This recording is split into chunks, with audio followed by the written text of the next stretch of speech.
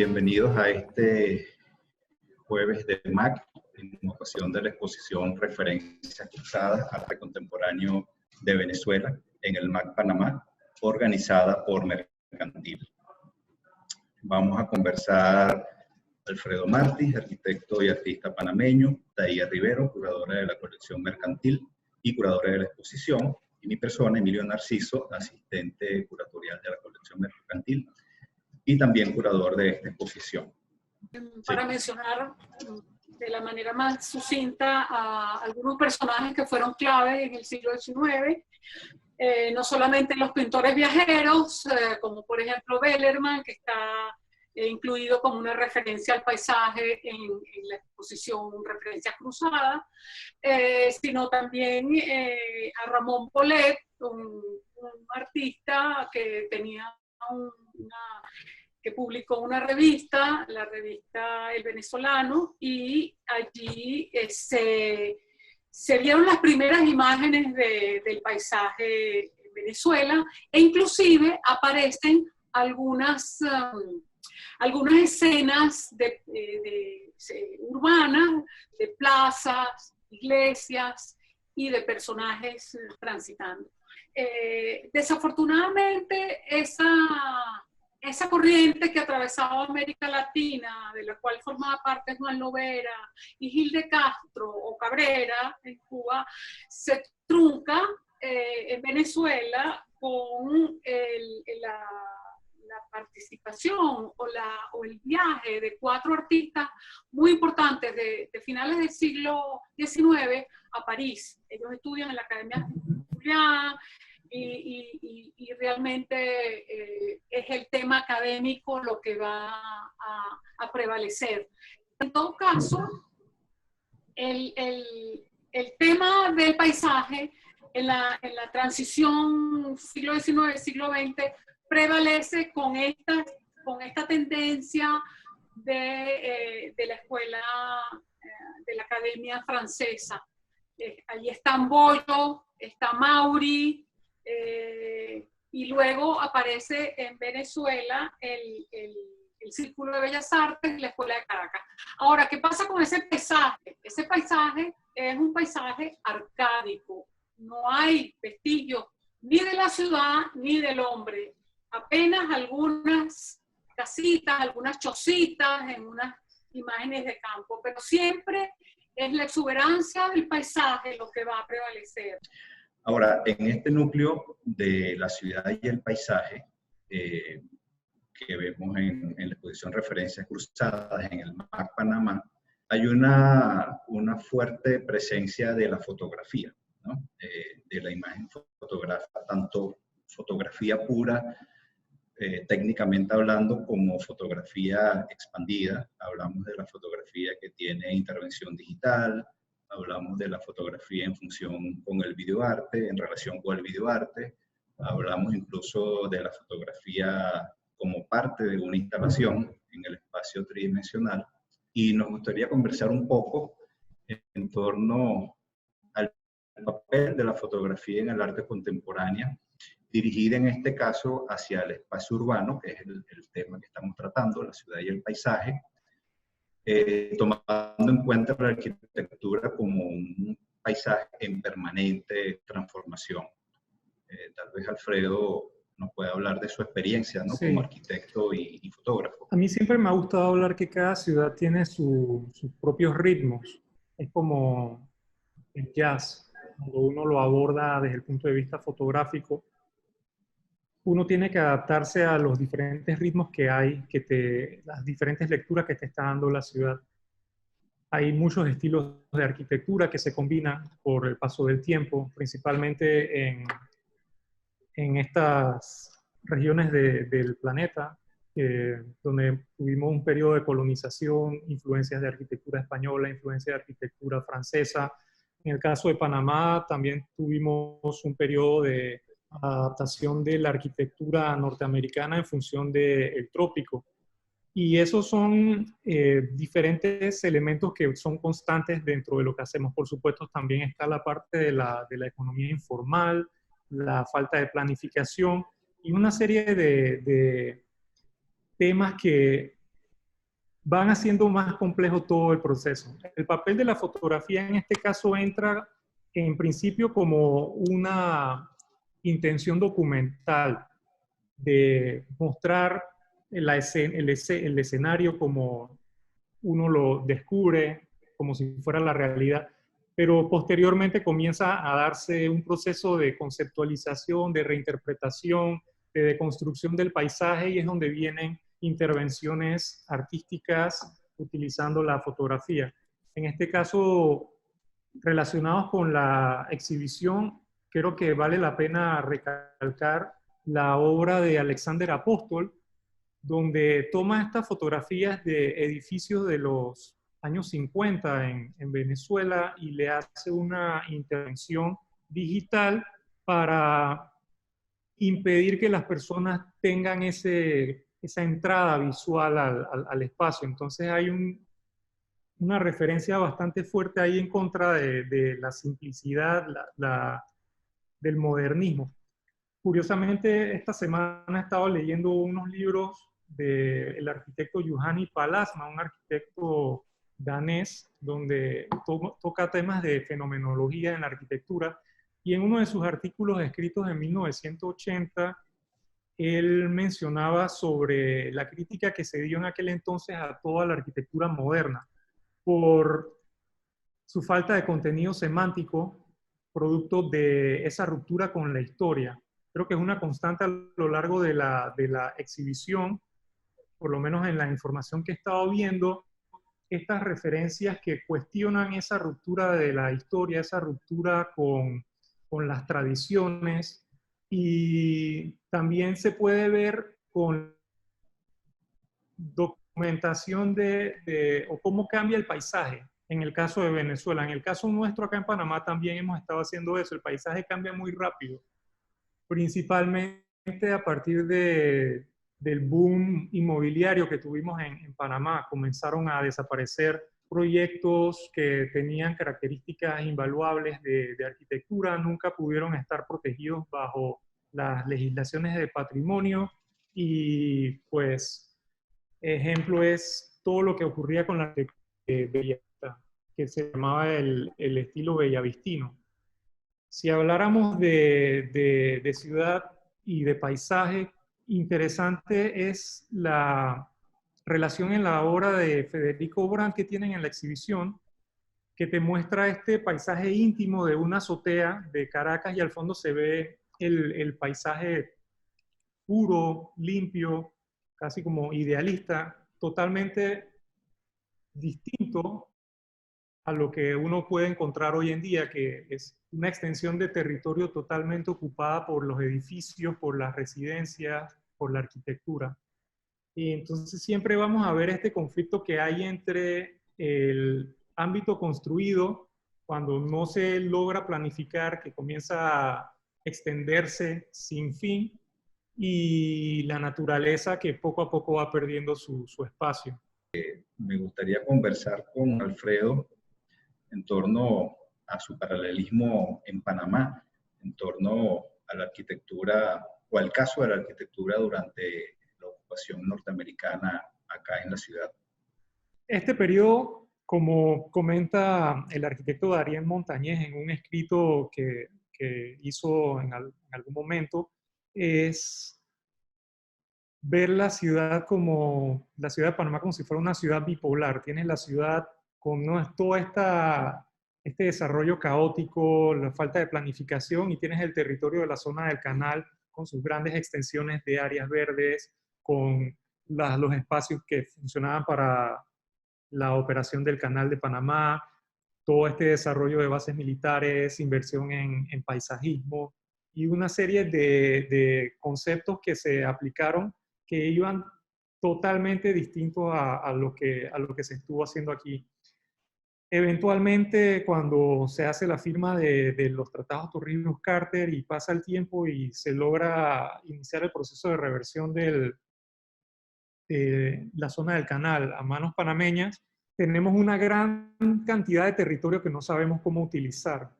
Y las obras de arquitectura, el patrimonio arquitectónico de la zona del canal se convierte entonces como en cementerios de arquitectura. Es lo que uno ve ahora cuando va a lugares como Sherman, al norte, en Colón, como algunas residencias en Gamboa, incluso el sector de Amador, que ahora tenemos el Figali Convention Center y tenemos el nuevo centro de convenciones, el biomuseo. Todo esto era parte de un complejo de bases militares que se desocupó y no se aprovechó.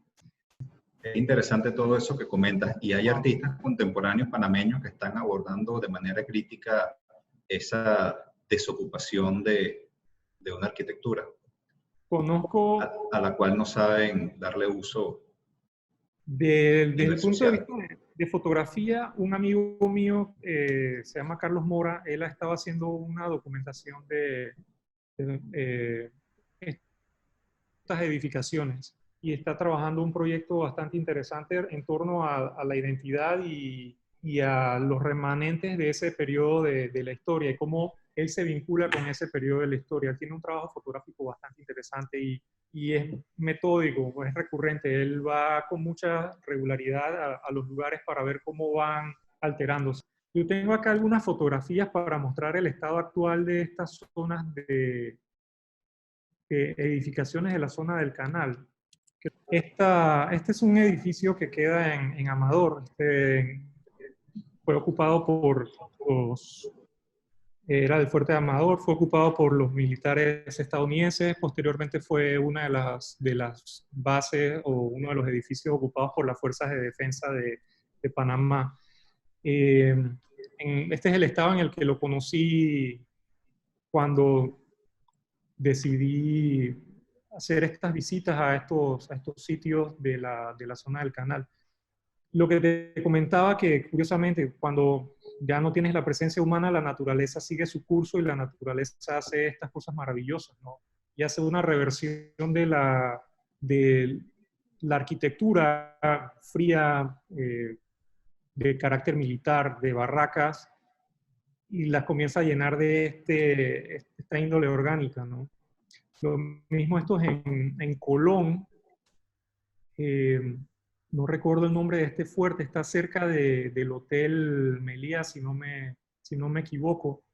Y pues es arquitectura que me pregunto yo, ¿por qué nosotros como panameños dejamos perder este patrimonio y no le dimos este uso? Quizás va relacionado con lo que te comentaba de este rechazo como ocurrió en Venezuela, esta crítica a la imposición del modernismo, pasa acá en Panamá esta crítica a esta imposición que tuvimos de parte de los estadounidenses. Ya, perdón, también hay una consideración, ¿no?, al respecto, que es el lugar donde están ubicados los edificios, ¿no? Sí, Entiendo que aquí tienen lo que se llama área revertida, sí, correcto.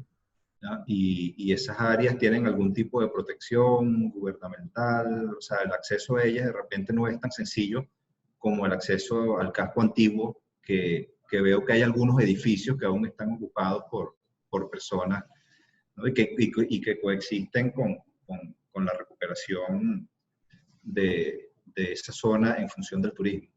Lo que mencionas, eso es curioso, ¿no? Y también va ligado a este factor psicológico. Como era un territorio que los panameños no tenían acceso, tú no podías entrar libremente a este lugar. Esta fotografía de estas barracas en Colón también están ubicadas en una parte de Panamá que no es accesible a todo el mundo. Eventualmente lo que te comentaba de la naturaleza tomando su curso, ¿no? Como la estructura en descomposición, como si fuera un organismo vivo, retomada por el paisaje natural, devolviéndolo de alguna forma a ese carácter inicial con el que se encontraron antes de realizar las obras. También hay otro tipo de situaciones como esta, ¿no? De una iglesia en Gamboa, fue desocupada y se abandonó y pues eventualmente la gente se va llevando pedazos de la iglesia, se cae el techo, se queman cosas. Este también es de Fort Sherman. Y así una cantidad de ejemplos de arquitectura que lograron adaptarse de buena forma al trópico y se han perdido. Este ejemplo que estoy mostrando ahora es un proyecto de restauración o renovación de una de estas residencias, una de estas barracas en Gamboa, obra del arquitecto Patrick Dillon. Patrick Dillon es interesante dentro de la arquitectura panameña por su historia. Él es Sonian, él es hijo de estadounidenses que estuvieron trabajando durante la zona del canal y hace sus estudios de arquitectura fuera de Panamá y su práctica arquitectónica en Europa, y luego regresa a Panamá y comienza su firma de arquitectura. Y él siempre ha tenido un vínculo muy fuerte con la zona del canal por su background histórico, y es común ver este tipo de intervenciones de arquitectura en proyectos que antes eran barracas militares. Y el ejemplo del teatro en Gamboa, que les comenté que Carlos Mora ha hecho un trabajo muy interesante de documentación. Fue por Carlos Mora que conocí la existencia de este lugar y que pude visitarlo para comenzar a hacer también un proceso de documentación fotográfica de cómo se iba perdiendo el sitio, ¿no? Esta es una fotografía de cuando lo vi, creo que en esas primeras visitas, y poco a poco fue decayendo. Este no es el teatro, este es otro ejemplo de la arquitectura que había en Gamboa. Pero volviendo al teatro, aquí está cómo las personas se comenzaron a llevar las bancas, puertas, eventualmente rompieron esta malla de celosías, estas celosías, y culminó con la demolición del edificio y luego su posterior transformación en otra cosa que no tiene nada que ver con lo que había ni con, desde el punto de vista funcional, ni desde el punto de vista como espiritual de la arquitectura. Esto se relaciona mucho con el video que está en la exposición Referencias Cruzadas de Alexander Herdel, que se llama Cine Atlántida, que es un video que registra el uso que le dan a la arquitectura una serie de ocupantes de un antiguo cine. Sí. Un cine que perteneció en una época a la familia del artista y que el edificio fue abandonado y personas en la comunidad entraron a vivir allí, y es una vivienda colectiva, una especie de vivienda colectiva. Y él hace un recorrido de la memoria, pasando por las salas de cine, por el depósito de películas, por los pasillos, y eso hoy en día, o en la época en que el artista hizo el video, eran habitaciones, la cocina, donde hacían, donde preparaban las comidas con leña, al aire libre. Es un poco el uso, ¿no?, que las personas le dan a la arquitectura. Y yo pienso que ese uso